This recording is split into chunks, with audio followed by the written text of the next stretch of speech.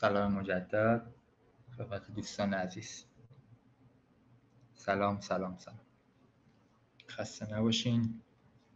امیدوارم که تا اینجای کار عرایض بنده مفید بوده باشه و در ادامه بتونم یک مدل رو خدمتتون معرفی بکنم که ذهنیتتون یه خورده ساختارمندتر بشه. الان از مفاهیم و اهمیت و اینها صحبت کردیم، در ادامه با هم یه مدلی هم مرور بکنیم، مدل روتینی که برای درک بهتر اون تاچ پوینت ها، نقاط تماس و بهینه کردن اونها و افزایش تجربه مشتری یک پارچه.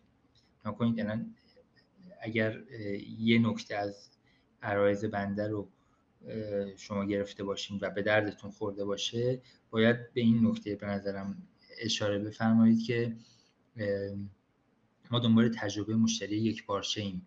ما نمیخوایم از مد دیجیتال پیروی بکنیم. ما منظورم ما کسب و کارها، اگر صاحب کسب و کاری هستیم یا میخواین راه بندازین یا میخواین دانشتون نسبت به کسب و کارهایی که در این حوزه پیشتازن و دارن جلو میرن بهبود پیدا بکنه، یعنی افزایش پیدا بکنه، باید این رو ببینیم که مدگرایی اصطلاحاً دیجیتال رو جدا بکنیم از استفاده کارکردگرایانه از ابزارهای دیجیتال. یعنی میزان سرمایه گذاری رو ابزارهای دیجیتال ملاک نیست، بهره وریشون مهمه. این که اون ابزار دیجیتالی که من وارد سازمانم کردم، حالا میخواد چت بات های هوش مصنوعی باشه، چت بات های مولد هوش مصنوعی باشه، میخواد سنسورهای اینترنت اشیا باشه، میخواد عینک های AR و VR باشه، میخواد بلاکچین باشه یا هر ابزار مدرن دیگری، بهره وریشون برای ما باید مهم باشه. بله دقیقاً.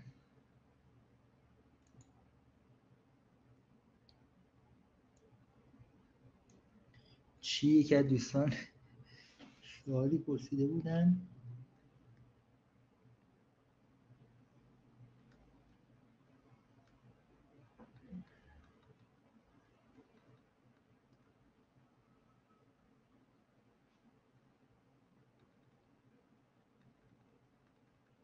سلام آقای نوروزی، سلام خانم مبین، سلام آقای جوانشیر.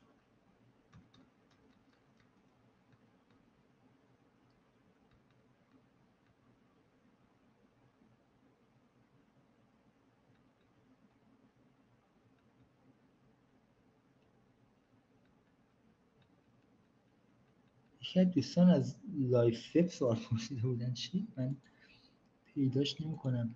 مجموعه لایف وب برای این تجربه مشتری چه کرده است؟ خب اینو بچهای تحلیل داده و بچهای فروش بازاریابی باید جواب بدن که چه کرده. نکنید لایف وب ارائه دهنده چه خدمتیه؟ لایف وب شرکت تحلیل داده های شبکه های اجتماعی و وبسایت های خبریه که بعد از جمع‌آوری، پاکسازی، نویزگیری، خوشه‌بندی و آماده سازی اون داده ها به تحلیل اون داده ها میپردازه و در حقیقت تحلیل کلان داده های شبکه های اجتماعی قرار است که به صاحبین کسب و کارها و مدیران و رهبران کسب و کارها، حالا چه انتفاعی چه در حوزه‌های دیگه، در همه حوزه‌های اقتصادی، حوزه‌های سیاسی، حوزه‌های اجتماعی و قراره یک بینشی بده که اون بینش ناشی میشه از ذائقه مخاطب.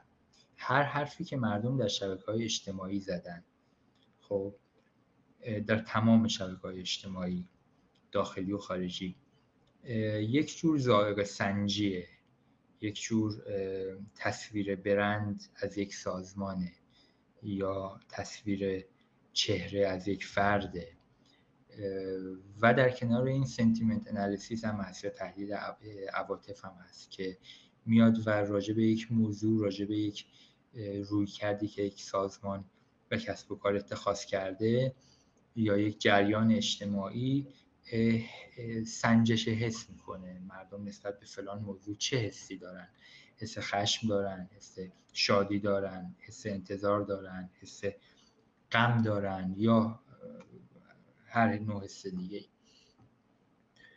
این کار لایف وبه. حالا برای بهبود لایف وب نباید کاری برای بهبود تجربه مشتری بکنه. لایف وب ابزاری رو در خدمت کسب و کارها قرار میده که اونها با اون گزارشات تحلیلی داده محور میتوانند برای بهبود تجربه مشتریان خودشون، مخاطبین خودشون اقدام بکنن که طبیعتاً اون اقدام بر مبنای حدس و گمان نیست، بر مبنای شهود نیست، بر مبنای یه قطعیتی که از کلان داده ها ناشی میشه که حالا دیگه باید بریم توی فلسفه و منطق این که بیگ دیتا چرا درسته و قابل اعتناست. بله دقیقاً حالا از بحثمون دور میشیم. ما ابزار سوشال لیسنینگیم، ما گوش سپاری یا شنود اجتماعی هستیم. یعنی که عرض کردم دیگه، یعنی که ابزار گوش سپاری اجتماعی یا سوشال لیسنینگ. حالا باید خودتون برید مطالعه کنید راجع به این موضوع. من واردش بشم وقتمون رو از دست میدیم، نیم ساعت بیشتر وقت نداریم. میتونید از تو سایت لایف تشریف ببرید، اونجا اطلاعات خوبی هست. اگر به جنبندی نرسیدید میتونید تماس بگیرید با دوستان تحلیل داده یا دپارتمان محترم تحلیل داده یا دپارتمان محترم بازاریابی و فروش تماس بگیرید و با این دوستان صحبت بکنید و حتما به شما اطلاعات خیلی کامل و جامعی خواهند داد. خب مراحمید، خواهش میکنم. خب صدای من اوکی دیگه؟ صدای من که هستش و ادامه میدیم. حالا چون وقتمون کمه من از مقدمه چینی برای بحث ها میگذرم. صدای من هست دوستان؟ خانم سارا حائری، آقای اصغر مشهدی، آقای محمد نوروزی، آقای مهران حجازی، خانم مبین نمیدونم فامیلتون رو درست بخونم یا نه، جرموز. خب حالا ما میریم روی این داستان که کسب و کارها چگونه از تجربه منفعت خواهند برد. من آقای محمد حسین جبروتیان، من از طریق لینکدین میتونم در خدمت شما باشم با همین نام حسین محمدعلی رو تو لینکدین بزنید. اینستاگرام هم همین نامه حسین محمدعلی، انگلیسی بزنید میاد و اونجا من در خدمتتون هستم و حتما به موقع پاسخگوی شما خواهم بود. کسب و کارها چگونه از تجربه منفعت خواهم برد؟ حالا اگر نیاز به ارتباط بیشتر باشه چشماً تقدیمتون میکنم شماره موبایلم. کسب و کارها از طریق 5 تا اقدام میتونن از تجربه مشتری منفعت ببرن. با شخصی سازی، از هوش مصنوعی برای تطبیق تجربه با ترجیحات فردی استفاده میکنن. یعنی چی؟ یعنی اینکه تحلیل کلان داده ها ترجیحات فردی و ترجیحات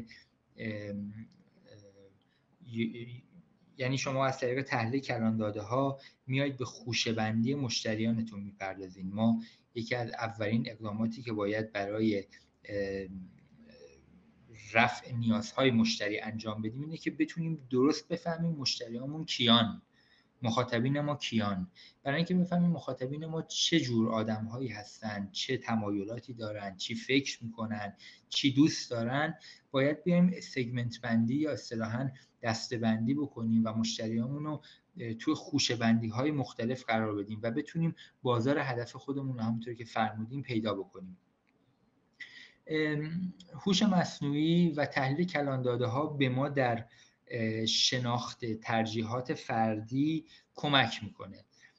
اگر ما بفهمیم که این سگمنت مشتریامون چه جور تمایلاتی دارن، چه جور ترجیحاتی دارن، چه چیزهایی رو دوست دارن، از چه چیزهایی بدشون میاد، میتونیم تجربه شخصی سازی شده برای اونها بسازیم. وقتی که شما یک تجربه شخصی سازی شده میسازین، یعنی دقیقاً همونی رو که اون فرد میخواد بهش میدین. پس دارید از تجربه مشتری و CX منفعت میبرید. دیگه چی؟ استفاده از تکنولوژی، چیزهایی مثل واقعیت مجازی و اینترنت ببخشید با کلاسترینگ میشه بازار هدف رو پیدا کرد؟ بله میشه. کلاسترینگ، خوشه‌بندی یکی از این راهاست. حالا وارد فازهای مارکتینگی نمیخوایم بشیم، خیلی بحثمون دور میشه چون 20 دقیقه بیشتر وقت نداریم. اجازه بدین من مبحث خودمون رو بریم جلو. چشم، در خدمتتون در آینده هستم، تو لینکدین، تو اینستاگرام در خدمتتون هستم. واقعیت مجازی برای قوطه‌وری کمک میکنه. خاطرتون هستش که من وقتی که داشتیم توی این اسلاید وقتی که داشتیم قلمرو تجربه رو مشخص می‌کردیم، گفتیم ما 4 تا قلمرو برای تجربه داریم که این قلمروها رو بر مبنای 2 تا فاکتور تقسیم بندی می‌کنیم. فاکتور اول میزان مشارکت مشتری بود که فعال یا غیر فعال باشه، و فاکتور دوم نوع ارتباط با محیط بود که مثلا قلمروی تجربه زیبایی شناختی مثل قدم زدن در جنگل، یک تجربه‌ای که داره یک فرد از قدم زدن در جنگل یا یک محیط لذت بخش به دست میاره، توی اون محیط قوطه‌وره کاملا. یا بازی های تعاملی، گیم های تعاملی، فرد توی محیط قوطه‌وره. خب اینها قلمروهای تجربه بود که خدمتتون عرض کردم. پس قوطه‌وری یکی از فاکتورهای ما بود. حالا شما با واقعیت مجازی میتونید اون فرد رو قوطه‌ور بکنید و بهش تجربه لذت بخش و هیجان انگیزی بدین. یا با اینترنت اشیا میتونید دقیقاً حالات چهره اون فرد یا بر مبنای موقعیت مکانی و حسی که داره، یعنی با کراسینگ اینها، با ادغام تقاطع‌گیری اینها، میتونید باز یک تجربه رو برای شخصی سازی بکنید. درگیر کردن حواس پنجگانه. خیلی از کافه ها، خیلی از برندهای حتی لباس فروشی، حتی تو خود ایران، از یک رایحه مشخص استفاده میکنن، از یک رنگ خاص سازمانی استفاده میکنن، از نورپردازی مشخص استفاده میکنن. رایحه، منظورم رایحه عطریه، یعنی یک عطر خاص در تمام مثلا دپارتمان های آموزشی فلان برند حس میشه، یا یک عطر خاص در تمام شعبه های فلان برند فروش پوشاک حس میشه. این برای درگیر کردن اون حواسه. اگر یک کسب و کار بتونه تمام حواس پنجگانه یک انسان رو درگیر بکنه، میتونه از این تجربه مشتری برای منافع خودش که وفادارسازی مشتری باشه استفاده بکنه. رفتار احساسی کارکنان، نیروهای خط مقدم، اصطلاحاً نیروهای انسانی که با مشتری در تماس مستقیم هستن، اینها باید آموزش داده بشن که یک رابطه عاطفی و احساسی برقرار بکنن. توی خیلی از کسب و کارها مخاطب رو، مشتری رو مهمان خطاب میکنن. خب یکی از کارهاست برای اینکه مشتری حس راحتی داشته باشه و مثل یک مهمان با احترام باهاش رفتار میکنن. تحول تجربه به آیین، این دیگه یک اقدام خیلی سطح بالاست که مثلا استارباکس، قهوه فروشی استارباکس میاد خوردن قهوه رو تبدیل به یک آیین میکنه. یعنی میگه هر روز با یک سری شرایط و یک سری اقدامات خاص این قهوه خوردن انگار تبدیل به یک آیین میشه. آیین یعنی تبدیل به یک عادت روزانه میشه، تبدیل به یک چیزی میشه که اگر اون آدم انجامش نده حالش خوب نیست. خب این فراتر از محصول مصرف یک محصوله. وقتی شما تجربه رو تبدیل به آیین میکنید، خیلی حالا حرف توشه که میگذاریم. نوآوری دیگه فقط مربوط به محصول نیست، بلکه به چگونگی ارزیابی، خرید، استفاده و توصیه به دیگرانه. همون بحثی که من توی تجربه یکپارچه مشتری گفتم، از ارتباطات برند، از تعامل نیروی فروش، از مصرف محصول، از خدمات پس از فروش، از پکیجینگ، از گفتگو با مشتریان، تمام اینها میاد تو ارزیابی، خرید، استفاده و توصیه به دیگران. پیش از خرید، حین خرید و پس از خرید. شما مشتری رو ول نمی‌کنید. پس من اگر میخوام نوآوری وارد کسب و کار خودم بکنم، این نوآوری فقط روی محصول من نیست. محصول من مثلا یک کیکی من دارم تولید میکنم، به این کیک دارچین اضافه بکنم یا زعفران اضافه بکنم، کیک من خوشمزه تر میشه، مشتری محصول منو میخره. نه، این هیچ تضمینی نیست برای اینکه شما سهم بازارت و سودت افزایش پیدا بکنه. پا رو فراتر از این باید بذاری. این نوآوری فقط مربوط به محصول نیست، مربوط به تمام اون تجربه یکپارچه‌ای که شما برای مشتری میسازید. خب ما رفتیم، این مدلی که من میخوام خدمتتون عرض بکنم، ابزاریه که میخوام بدم دستتون. ما اومدیم گفتیم که تمام تجربه مشتری باید به تمام نقاط تماس، تمام تاچ پوینت هایی که اون انسان با برند ما، با محصول ما در تماسه، باید تمام اینها، این به درد هم صاحبین کسب و کار میخوره، هم به درد مشاوران کسب و کار میخوره، که باید بدونن که ما یک مدلی داریم به نام مدل 5A، 5 تا A: Aware، Appeal، Ask، Act، Advocate. خب این مدل 5A چی میگه؟ Aware یعنی آگاهی، Appeal یعنی جذب، Ask یعنی پرسش، Act اقدام، Advocate حمایت. تمام این 5 مرحله، یعنی یک انسان، یک مشتری اول تو مرحله آگاهیه. مشتریان ما یک سفری رو با ما دارن طی میکنن، یک کاستومر جرنی رو دارن با ما طی میکنن. این کاستومر جرنی رو تو بازاریابی نسل 5 کاتر بهش میگه مدل 5A، که در تجربه یکپارچه هم در فضای فیزیکی هم در فضای دیجیتال کاربرد داره.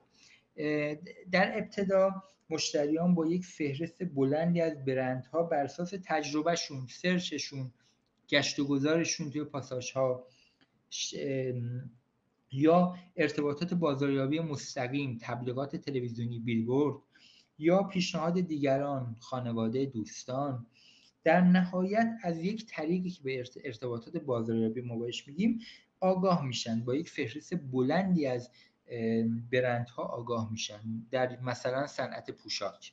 خب بعد تمام این برندها همشون در حال تولید یک پیام‌هایی هستند دیگه، پیام‌های بازاریابی هستند دیگه. این پیام‌ها، مشتریان در معرض تمام این پیام‌ها قرار میگیرن. خب یه فهرستی از برندها رو باهاش آشنا میشن، از هر برند در تماسم با پیام‌های اون برند. خب این پیام‌ها به هر طریقی میتونه به ما منتقل بشه، به صورت مستقیم و غیر مستقیم، بصری و صوتی و از هر طریق. ابزارهای بازاریابی، چنل‌های بازاریابی که خیلی مشخصه دیگه.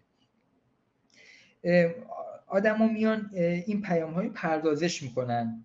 خب بعد از اینکه پردازش کردن، متناسب با ذائقه اون فرد، متناسب با علایق اون فرد، چیزایی که دوست داره یا چیزایی که ازش متنفره، با خیلی از این پیام‌ها رو ایگنور میکنن، خیلی هاشو کنار میذارن و در نهایت به عرضم به خدمت شما یک فهرست کوتاهی از این پیام‌ها روبرو میشن. ببخشید یه لحظه.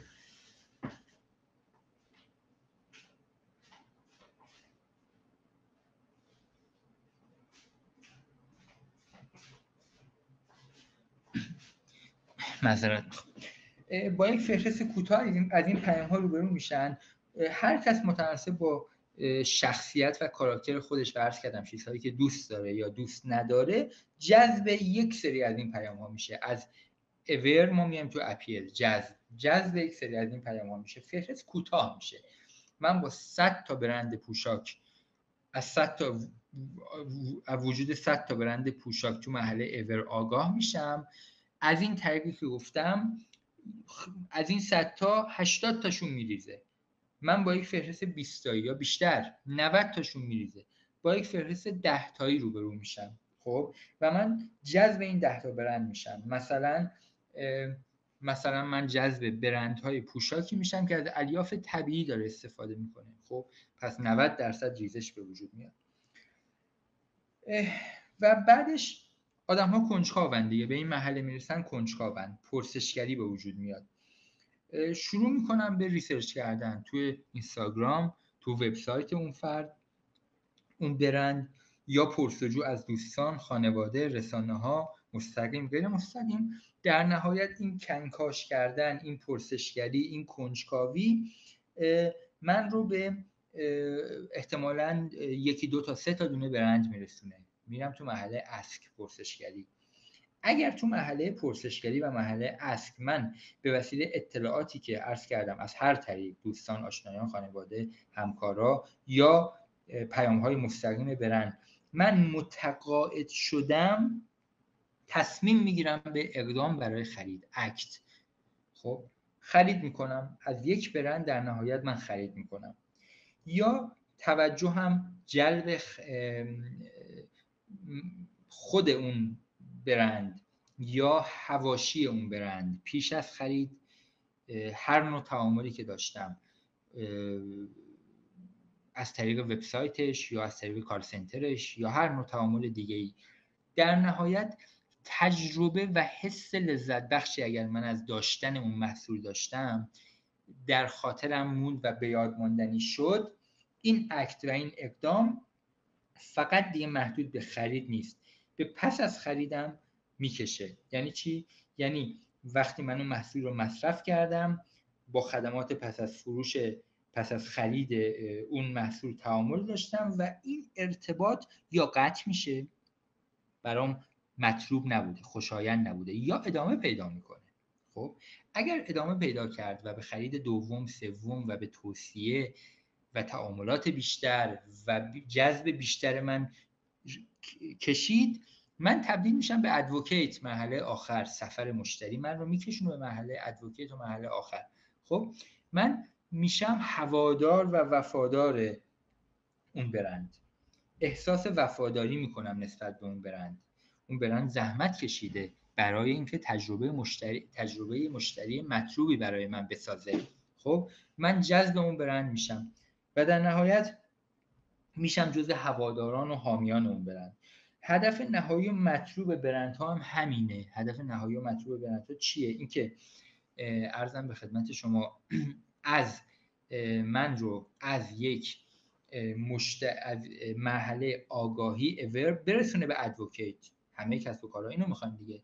یعنی من در نهایت در ابتدای امر 100 تا برند رو میبینم، همه اون 100 تا برند اینو میخوان که من بشم ادوکیت، من بشم وفادار، حامی، هوادار اون برند. خب این همه جا خودشون نشون میده. همه جا یعنی در اون تجربه یک پارچه، چه فیزیکی چه دیجیتال، خودشون نشون میده. خب این به این مدل ما میگیم مدل 5A، مدل سفر مشتری 5A. چگونه نقاط تماس رو ترسیم بکنیم؟ یک کسب و کار باید بیاد این سفر مشتری رو، الان وقتش نیست واقعا، خود این کار 2 ساعت طول میکشه که ما بیایم یک برند فرضی رو تصور بکنیم و از ب بسم الله تا ی، از الف تا ی بیایم ترسیم بکنیم که این مشتری چه نقاط تماسی در فضای دیجیتال و فضای فیزیکی با من کسب و کار، با من صاحب برند خواهد داشت و من چطوری میتونم در هر نقطه تماس یک تجربه مطلوب براش بسازم، از تجربه استفاده از اون محصول یا خدمت و از همه تجربیات پیش از خرید و پس از خرید. این مدل تو ذهنتون باشه و این مدل رو راجبش بیشتر بخونید و بیشتر پژوهش بکنید و سعی کنید این کاری که عرض کردم رو انجام بدید. سعی کنید که این نقاط تماس رو در هر مرحله اور، اپیل، اسک، اک، ادوکیت برای خودتون ترسیم بکنید و بسازید. خب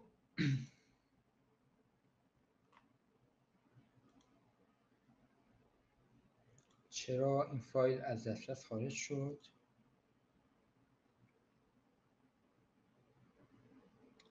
یه لحظه اجازه بدین من مجدد فایل رو آپلود کنم. این احتمالاً زمان بندی داره، فایل رو از دسترس خارج کرد. خب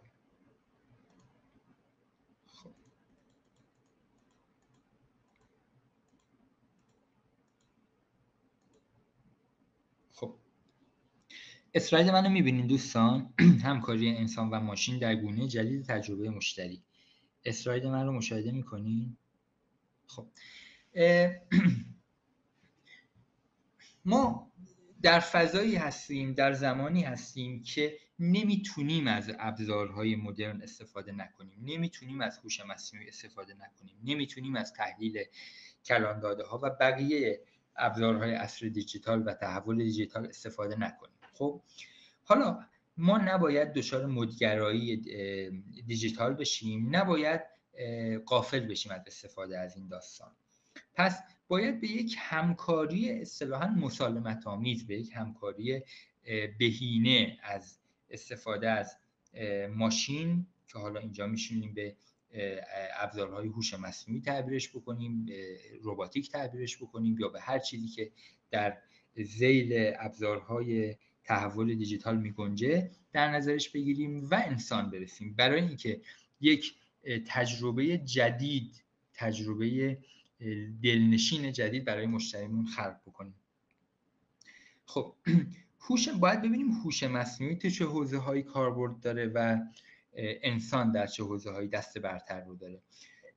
هر چیزی که نیاز به یک پردازش سریع و انبوه داره، یا اینطور بگم مشتری وقتی که نیاز به یک پاسخ سریع یا نیاز به یک پاسخ روتین داره، اینجا دست برتر با ابزارهای هوش مصنوعی.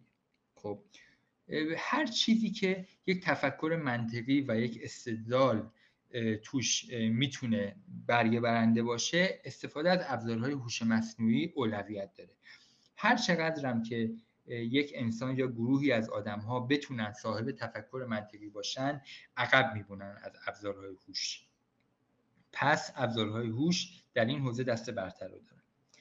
از طرف دیگه هر چیزی که نیاز به تعامل انسانی داره، تعامل گرم داره، نیاز به درک احساسات داره، نیاز به همدلی داره، یا نیاز به دانش حسی حرکتی داره، ربات‌ها هم توی حرکت پیشتازن ها، ولی ربات‌ها حرکتشون مثل انسان دلنشین نیست. الان تو خیلی از کشورها ربات‌های خیلی پیشرفته‌ای ساخته شدن، ولی این ربات‌ها اصلا نمیتونن این حس دلنشین حرکتی که یک انسان داره رو به شما بدن. خب اینها دسته برتر با انسانه. این از کجا نشأت میگیره؟ از یادگیری ناخودآگاه ما که حالاها قابل تقلید کردن توسط هوش مصنوعی نیست. چرا؟ چون تکاملیه. طی میلیون ها سال انسان یک سری چیزهای ناخودآگاه رو یاد گرفته که بهش میگن پارادوکس مراوک، که حالا همین کلیدواژه‌اش رو بشنوید کافیه، من بعداً اگر زمان دیگه شد واردش میشم، که میگیم ما دانشمندان میتونن تفکر منطقی و پردازش منطقی رو از انسان تقلید بکنن و 1000 مرتبه بهترش، صدها مرتبه بهترش رو به الگوریتم ها و به ماشین آموزش بدن و الگوریتم ها این کار رو بهتر از ما انجام بدن، ولی نمیتونن درک بکنن که یک کودک 1 ساله چطور یاد میگیره، یک کودک 1 ساله چطور رفتار میکنه. کودک 1 ساله، خب چرا؟ چون اون کودک 1 ساله بر مبنای یادگیری ناخودآگاهش عمل میکنه، نه خودآگاهش. این دسته برتر رو انسان داره. از طرفی هر چیزی که قابل خودکارسازی یا قابل اتوماسیون کردنه، این باید توسط هوش انجام بشه و باید بسپاریمش به هوش. اتوماسیون کردن فضای وقت انسان رو و فضای ذهنی انسان رو برای خلاقیت باز میکنه. خب در حقیقت فناوری قراره که منابع انسانی رو، نیروی انسانی و وقت انسان رو آزاد بکنه برای اینکه انسان به تخیل و تصویرسازی بهتری برسه. بخوام من یه خورده کاملتر توضیح بدم، انسان ها در حقیقت صاحب یک تفکر واگران، خب تفکر واگرا همون تفکر خلاقانه است. یعنی انسان ها به ناگاه، نه بر مبنای قدم به قدم، نه بر مبنای کنار هم گذاشتن همه داده ها و اطلاعات، انسان ها به ناگاه به یک ایده خلاقانه میرسن. به این میگن تفکر واگرا. از طرفی ماشین و هوش مصنوعی و الگوریتم ها تو کشف الگوها توانمندن. خب به این میگن تفکر همگرا. یعنی چیزهایی که به ساختارمندی نیاز داره، چیزهایی که قراره یک الگویی رو از بین هزاران یا میلیاردها یا میلیون‌ها داده کشف بکنه، ماشین توی این توانمندتره. یعنی هر چیزی که از جنس تفکر منطقی و الگوریتمی باشه دسته برتر رو توش ماشین داره و انسان نباید واردش بشه، چون اون تجربه دلنشین رو برای مشتری نمیتونه بسازه. از اون طرف هر چیزی که نیاز به همدلی داره، نیاز به همزادپنداری داره، نیاز به ارتباط دلنشین داره، دست برتر با انسانه. ما یک هرمی داریم به نام هرم سلسله مراتب اطلاعات. تو این هرم سلسله مراتب اطلاعات میگیم ما 6 تا لایه داریم: لایه پارازیت، لایه داده، لایه اطلاعات، لایه دانش، لایه بینش و در نوک هرم لایه خرد. خب پارازیت لایه اول و از اون طرف بینش و خرد، دو تا سطح آخر، دو تا لایه آخر، تسلط انسان روش زیاده. خب از اون طرف هر چیزی که ذیل این اسلاید مربوط به اسلاید قبلمه، هر چیزی که در لایه داده یعنی حقایق خام و بدون پردازش، در لایه اطلاعات یعنی داده های ساختار یافته و معنادار، و در لایه دانش یعنی اطلاعات کاربردی در تصمیم گیری هست، دسته برتر با ماشینه و با هوش مصنوعی.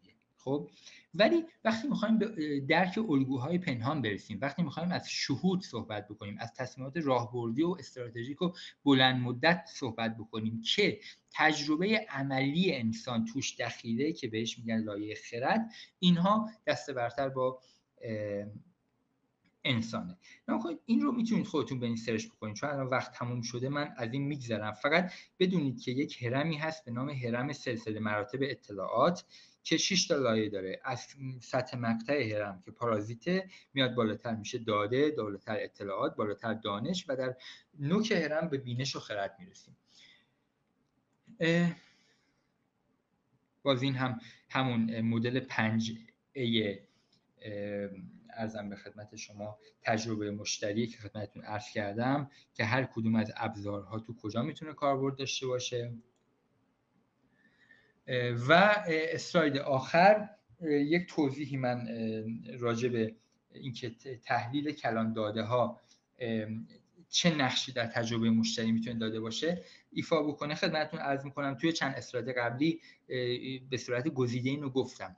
ما با تحلیل کلان داده ها به شخصی سازی بی سابقه ای رسیدیم. یعنی ما میتونیم رفتارهای خرید، تعاملات دیجیتال و تمام فیدبک هایی که توی شبکه‌های اجتماعی میگیریم، اینها رو توی ماشین های الگوریتم های ماشین لرنینگ و یادگیری ماشین قرار بدیم و در نهایت مثلا به یک سیستم های توصیه گری میرسیم که میتونن پیشنهاد بدن، مثل این ریکامندیشن سیستم هایی که مثلا توی سایت های آمازون دیجیتال شما میبینید. وقتی یک محصولی رو خرید میکنید، بر همین مبنا، بر مبنای تحلیل کلان داده ها میاد و میگه که احتمالاً شما این محصول های دیگه هم مورد علاقتونه. خب این یکی از کاربردهاست و برای شما تجربه خوشایندتری میسازه. یعنی میگه میدونه که من احتمالاً دنبال این داستان ها هستم.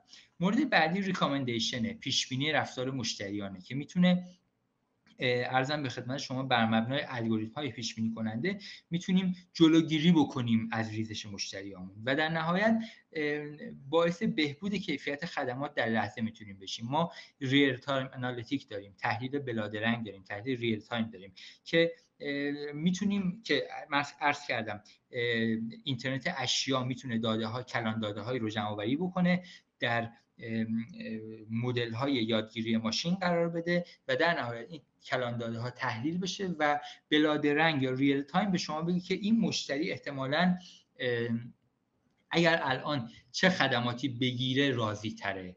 خب و اونجا نیروی انسانی وارد بشه و تجربه خوشایندی برای مشتری بسازه. این آخرش خود فشرده شد، ازتون معذرت خواهی میکنم، ولی توی این ارائه من سعی کردم یک اطلاعات جامعی از تجربه مشتری، از اقسام تجربه مشتری خدمتتون عرض بکنم. یه سری از کیوردهای کلیدی رو توی این داستان بهتون معرفی بکنم و بگم که تجربه مشتری چقدر اهمیت داره و اگر کسب و کارها به سمت خلق تجربه مشتری نرن، سهم بازار و مشتریان خودشون رو از دست میدن و تجربه مشتری اومده که کسب و کارها رو توانمند بکنه برای اینکه مشتری وفادار بسازه. و از طرفی عرضم به خدمت شما اومدم عرض کردم که ما دنبال تجربه یک پارچه، این تجربه یک پارچه به معنی اینتگریت کردن و یک پارچه کردن تجربه انسان در فضای فیزیکی و فضای دیجیتاله و در نهایت هم به تحلیل کلان داده ها در تجربه مشتری رسیدم. خیلی فشرده شد این آخرش، ازتون باز معذرت خواهی میکنم، ولی یک کلیتی از داستان رو من خواستم خدمتتون عرض بکنم. امیدوارم که تجربه های خوشایندی داشته باشید. خب اگه سوالی هست من در خدمتتون هستم. اسلاید قبلی هم دوباره ببینید. اسلایداتون رو آقای، حالا اسمتون رو کامل ننوشتین، اسلایدها رو دوستان در اختیارتون میذارن.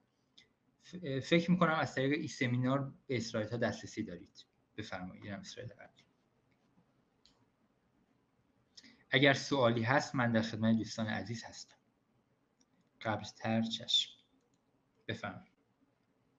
از این اسلاید گذشتم. اگر منظورتون این اسلاید خیلی حرف داشت. این اسلاید بحث مارتک رو بیان میکنه، یعنی فناوری‌های بازاریابی که میتوانیم، ما یک سری فناوری‌های بازاریابی داریم، هر کدومش در یک حوزه‌ای: تبلیغات، تولید محتوا، بازاریابی مستقیم، فروش CRMی، کانال‌های توزیع، خود محصول و خدمت و خدمات پس از فروش. خب اومدم اینجا می‌خواستم بگم که هر کدوم از اقدامات بازاریابی یک سری ابزارها داره و هر کدوم از ابزارها تو کجای سفر مشتری به درد ما میخوره. خب خیلی مهم بود ولی واقعا وقت محدود بود. تمرکز زیادی روی مفهوم تجربه مشتری، اقسام تجربه و اینها ما گذاشتیم.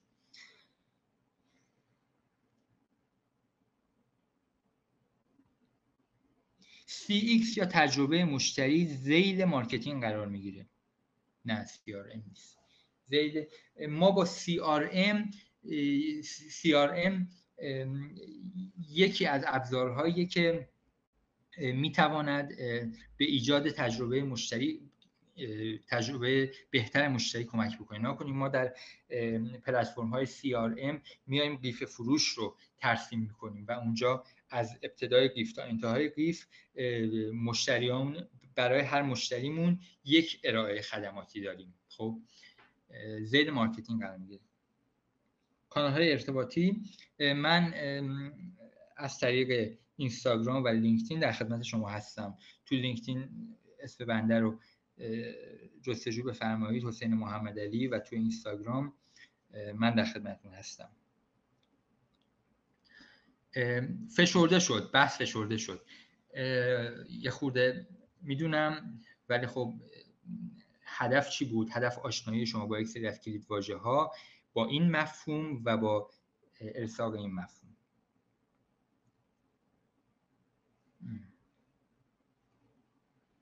خیلی آیه مشهدی کاربردی که الان کسب و کارها دارن استفاده میکنن. کسب و کارها هیچ کدومشون بی تفاوت نیستن نسبت به تجربه مشتری و میدونن که در این سفر مشتری از همین طریق مدل 5A که من خدمتتون عرض کردم، تاچ پوینت هاشون، نقاط تماس هر مشتری کجاست و دنبال بهینه کردن و بهبود این تجربیات خورد خورد و ریز ریز برای مشتریانشونه. خب همگی خسته نباشین. خوشحال شدم از اینکه در این 2 ساعت با شما در ارتباط بودم و عرض کردم سوالی که بود از طریق لینکدین و اینستاگرام من در خدمتتون هستم